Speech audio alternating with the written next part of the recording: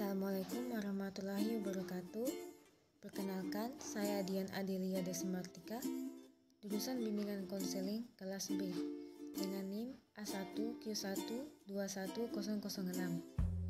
Pada kesempatan kali ini, saya akan menjelaskan tentang definisi ABK dan ciri-cirinya. Yang pertama adalah tunanetra. Tunanetra berasal dari kata tuna yang berarti rusak atau rugi dan netra yang berarti mata. Jadi tunanetra yaitu individu yang mengalami kerusakan atau hambatan pada organ mata. Adapun ciri-ciri yang pertama yaitu dilihat dari fisik, seperti mata juling, sering berkedip, menyipitkan mata, kelopak mata merah, mata infeksi, gerakan mata tak beraturan dan cepat, mata selalu berair atau mengeluarkan air mata, dan pembekakan pada kulit tempat tumbuh bulu mata. Yang kedua dapat dilihat dari perilaku, seperti menggosok mata secara berlebihan, menutup atau melindungi mata sebelah, memiringkan kepala atau mencondongkan kepala ke depan, sukar membaca atau dalam mengerjakan pekerjaan lain yang sangat memerlukan pengguna mata, berkedip lebih banyak daripada biasanya atau keras marah apabila mengerjakan suatu pekerjaan, membawa bukunya ke dekat mata, tidak dapat melihat benda-benda yang agak jauh, dan lain sebagainya.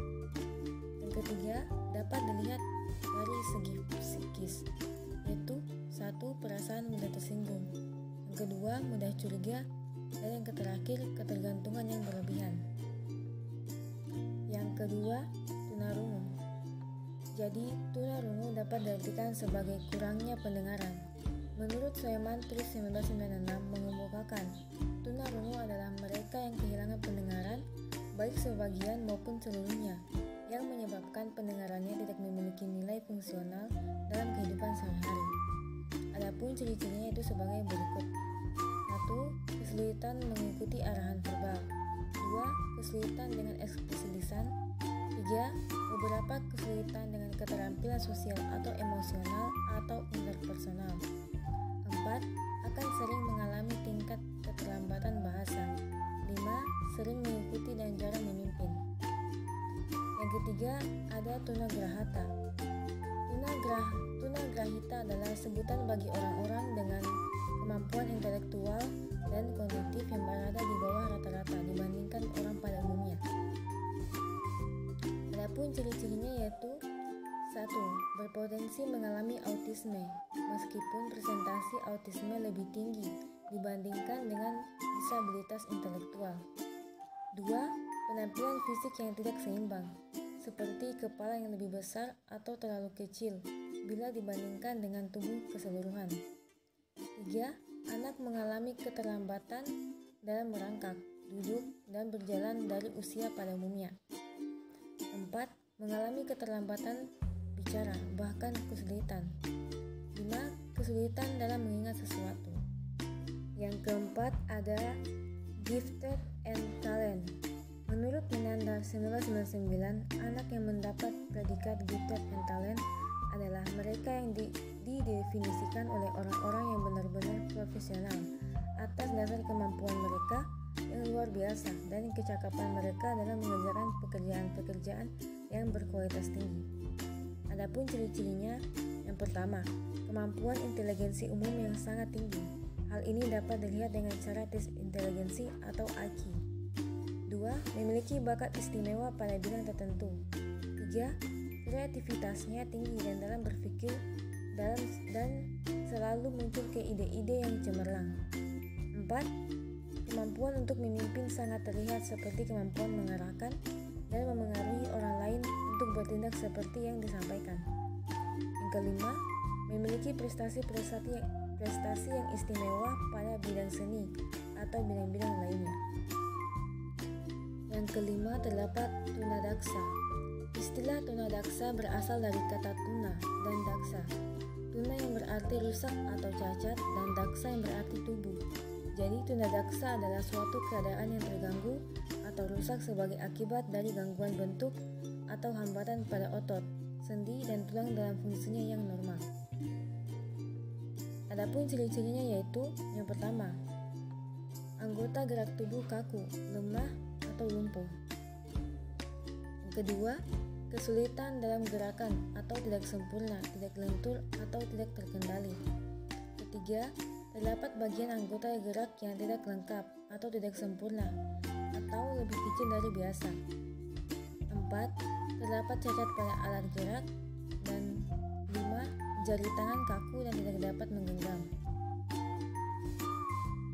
Yang keenam, terdapat tunawicara. Tunawicara merupakan suatu kelainan baik dalam pengucapan atau artikulasi bahasa maupun suara dari bicara normal, sehingga menimbulkan kesulitan dalam berkomunikasi lisan dengan lingkungan. Adapun ciri-cirinya yaitu 1. Sering mengulangi atau memperpanjang suara. 2. Suara melengking. 3. Bicara dengan sangat pelan atau dengan suara serak. 4. Menambahkan suara atau suku kata ke kalimat yang diucapkannya. 5. Menata ulang suku kata. 6. Mengalami kesulitan mengucapkan kata-kata dengan benar. Yang ketujuh, ada tunalaras. Tunalaras adalah mereka yang terganggu perkembangan emosi, menunjukkan adanya konflik dan tekanan batin, menunjukkan kecemasan, penderita neurotis atau bertingkah laku psikotis. Adapun ciri-cirinya yaitu 1. Berkelahi, memukul, menyerang. 2. Pemarah. 3. Pembangkang. 4. Suka merusak. 5. Kurang ajar dan tidak sopan. Yang kedelapan ada Specific Learning Disability atau SLD, merupakan sebuah gangguan mempelajari keterampilan akademik yang disebabkan oleh gangguan neurobiologi pada saraf pusat. Adapun ciri-cirinya yaitu yang pertama, memiliki potensi atau fungsi kecerdasan minimal pada tingkat rata-rata. 2. Memiliki prestasi akademis yang jelek dan tidak sesuai dengan hasil tes inteligensi, usia, dan tingkat pendidikannya walau sudah mendapat pembelajaran yang optimal. Yang kesembilan ada slow learner. Slow learner merupakan kondisi di mana anak mengalami lamban belajar, lamban terampil, dan lamban memahami suatu informasi yang diperoleh atau ditangkapnya. Adapun ciri-cirinya yaitu yang pertama, cenderung kesulitan dalam mengikuti petunjuk yang memiliki banyak langkah atau kompleks. Yang kedua, memiliki self-image yang buruk atau pemalu, pendiam, kurang percaya diri, menarik diri dari lingkungan sosial, sehingga mengalami kesulitan dalam berteman. Yang ketiga, memiliki daya ingat yang memadai namun lambat dalam mengingat. Yang ke-10 ada autis. Autis atau biasa disebut autisme spectrum disorder adalah sebutan bagi orang-orang yang mengalami gangguan pada sistem sarafnya dan mempengaruhi perilakunya sehari-hari atau yang disebut juga dengan neurobehavior. Adapun ciri-cirinya yang pertama, kesulitan komunikasi, antara lain sulit bicara, menulis, membaca, dan memahami bahasa isyarat seperti menunjuk dan melambai.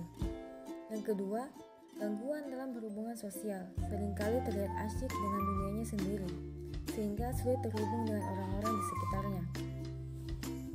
Yang ketiga, gangguan perilaku, seperti marah, menangis, atau tertawa tanpa alasan yang jelas, hanya menyukai atau mengonsumsi makanan tertentu, dan sulit tidur.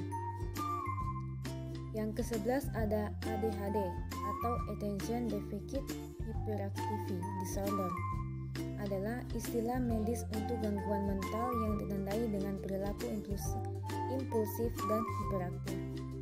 Adapun ciri-cirinya yang pertama yaitu dalam hal perilaku, berperilaku agresif, gelisah, iritabilitas, perilaku hiperaktif, perilaku impulsif, terlalu bersemangat. Yang kedua, kognitif, kesulitan dalam berfokus, kesulitan dalam memperhatikan, pikiran kosong, rentang perhatian yang pendek atau sering lupa. Yang ketiga, suasana hati, bersemangat, bosan, kecemasan, marah, atau perubahan suasana hati. Yang umum, depresi atau gangguan belajar. Yang terakhir ada tunaganda. Tunaganda adalah individu yang memiliki kombinasi kelainan, baik dua jenis kelainan atau lebih, yang menyebabkan adanya masalah pendidikan yang serius. Adapun ciri-cirinya yang pertama, memiliki ketunaan lebih dari satu jenis. Yang kedua, ketidakmampuan anak akan semakin parah atau semakin bahaya bila tidak cepat mendapatkan bantuan. Yang ketiga, sulit untuk mengadakan evaluasi karena keragaman kegandaannya. Dan yang terakhir, membutuhkan instruksi atau pemberitahuan yang sangat terperinci. Itulah definisi beberapa ABK dan ciri-cirinya. Sekian dari saya, terima kasih. Saya akhiri dengan ucapan wabillahi taufiq wal hidayah. Wassalamualaikum warahmatullahi wabarakatuh.